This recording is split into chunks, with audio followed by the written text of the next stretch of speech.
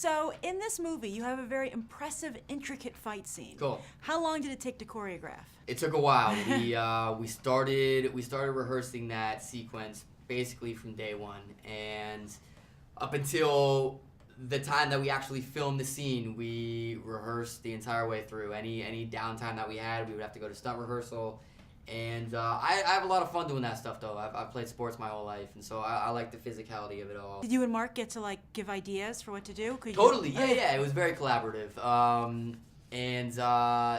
and I, we both also insisted on doing all our own stunts, if possible. They wouldn't let us do everything, but because of that, it got real a little bit. And when you're rolling around with someone, and even though it's a fake fight, it's like you're getting bruised up and your knees are grinding against this like hard wood floor. And by the end of the day, we were like, let's get a beer. Let's unwind. I'm glad it ended peacefully. Very much so. Well, also you write your own Funny or Die sketches, and you've said that you were interested in directing your own film someday. Mm-hmm. Did you learn anything from your director on this film, Louis Leterrier? You know what?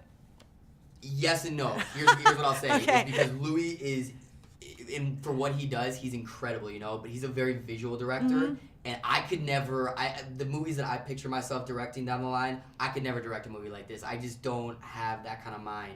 And so the movies that I'm more drawn to in terms of like the ones that I want to create myself are like the smaller, like slightly more character-based movies. Mm-hmm.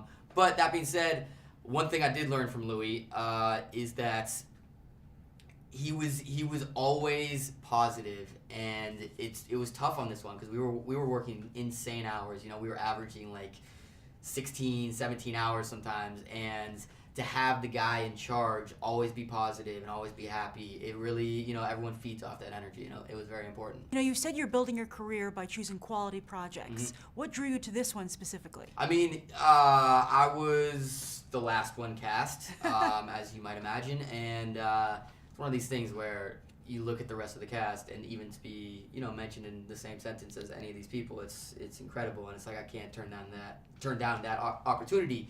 That on top of that, though, it was a really solid script as well, and a slightly different character than what I've done recently, where I keep playing the asshole, and in this one I can show a slightly more vulnerable, likable side. Oh, excellent. And my last question for you is, in the movie, you guys, you're in New Orleans and you're helping out victims of Hurricane Katrina. Sure. And then now we're here for the junket. And so how does it feel to actually help the city, not just fictionally, but by filming here and, holding this press thing here? It's great. I mean, any way we can help the city, just because, like, I don't know if I was saying it with you. I've done so many interviews, but I really do love this city. I've spent a lot of time here. I've filmed 2 projects here.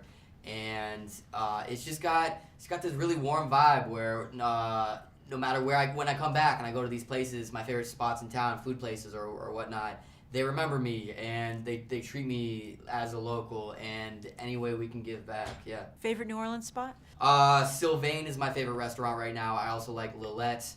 Audubon Park is where I like to hang out.